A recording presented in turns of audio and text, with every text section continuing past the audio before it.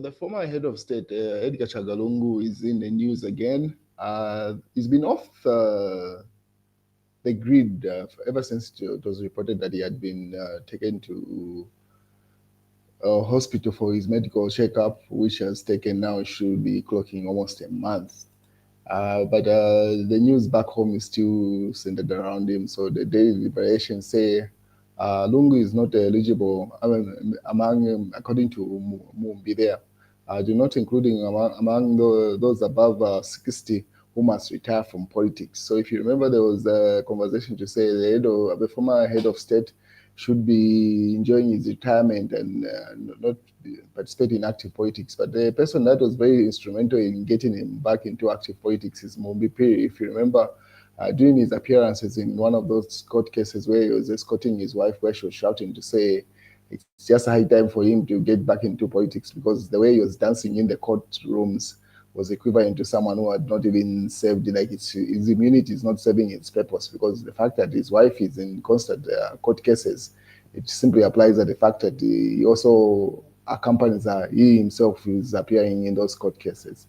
So she says this conversation of him retiring after 60 does not apply to Edgar Lungu because they have no plans of making him leave active politics. And he put up this statement 19 hours ago. He says, let us avoid political malice and contemptuous propaganda.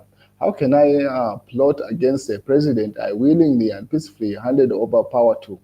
As a Christian, a patriot, and a nationalist, I am never associated with bloodshed or war anywhere. Let peace and love rule.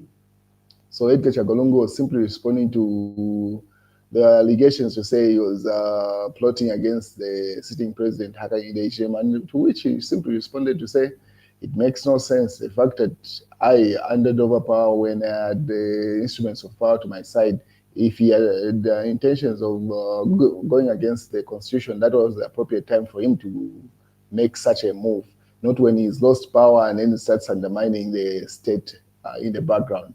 So that's a statement that came from the former head of state on this particular page. And then Chadi responded to him. He says, correction, not willingly handed over power. It is lawful handover. It was a lawful handover. It was a lawful duty and a constitutional obligation. Throw away your social media team. Get well soon. So he simply says, it is not that he willingly handed over power. It was expected of him. But that argument can be counterjected with a different argument to say, yes, if going against the state at this point is going against the constitution, don't you think it would have been more appropriate for him to go against that at a time when he had the instruments of power? That's the argument Edgar Lungu and his team are putting across to say, if they wanted to abrogate the constitution, they would have done it when they had the power, not when they are out of power, according to. So I'll show you different articles. That's the kind of debate. People are saying, no, it's not that they willingly handed over power. It was expected of him. And that's the news there, as you can see in the news diggers. I have no plan to harm Hakainde Hichilema. I handed over power to him peacefully, willingly. Lungu there is quoted again. That's pretty much the conversation in the nation. That statement that came from the former head of state, to which Mashaka Yakashamba, this is the UPND supporter based in the US, the Zambian, and he put up this. If President Hakainde Hichilema loses in 2026, he would not be doing Zambians a favor by handing over power to the person who wins. The constitution requires it. It is not his choice. So for Edgar Lungu, it wasn't his choice. He was required to hand over power. So that's the argument that is coming from the UPND there to say, no, Edgar Lungu did not do anyone favors here. It was expected of him. So you can see that conversation going on. And then he goes further. This is still Mashaka Akashikamba. He says, this idea of some politicians that have, this idea that some politicians have that following the law is doing their job and is like doing a favor to the citizens is ridiculous. He argues there. And then the other team also, this is the Smart Eagles, they put up an article of Edgar Lungu. They said Edgar Lungu was misunderstood when he said he cannot plot against the president when he willingly handed over power, says. So simply saying, he meant to say if he had the instruments of power at a time, and it was more advantageous for him to go against the constitution because he had pretty much all the security wings on his side. Why would you want to do that when he has left office? That's the argument they put up across there. That's on the smart because pretty much this debate is dominating the nation's conversation. To say, I mean, was it a favor? And then the other team asked, no, they meant the other statement there. So, and then 2026 is a done deal. President Hichilema has it in the bag. That's Cornelius point. He simply says the 2026 elections are just a formality. The UPND and the candidate Hakainde Hichilema have already won it. That's according to the chief government spokesperson there, Cornelius Mwetwa. Obviously, the opposition responded.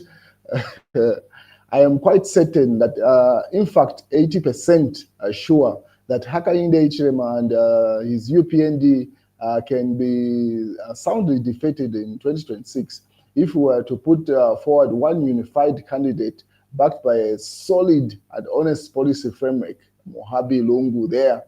So you can see those arguments. Cornelius Mweta says the UPND have already won the 2026 elections because Hakainde Hichilema is a very popular candidate. It's already in the bag.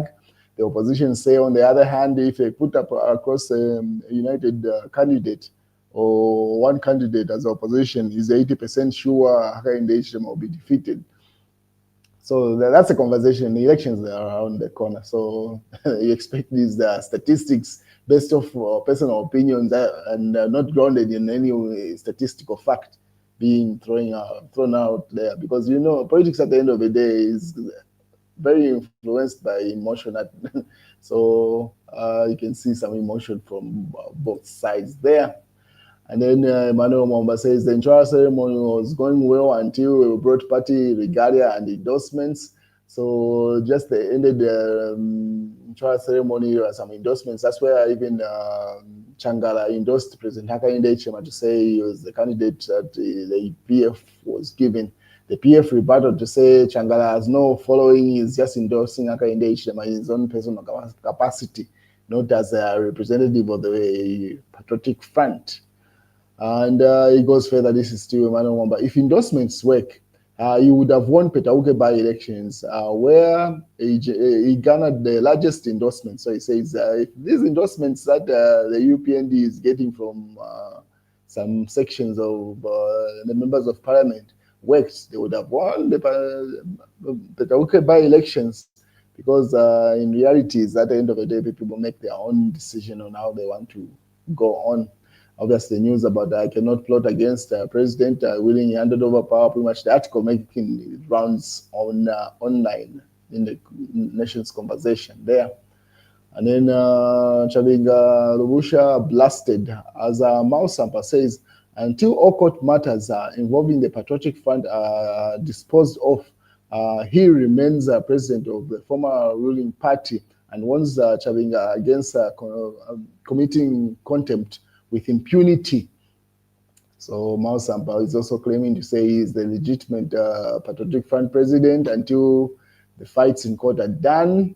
And then obviously let love, peace, rule. That's Edgar Chagwa there, according to the Daily Nation.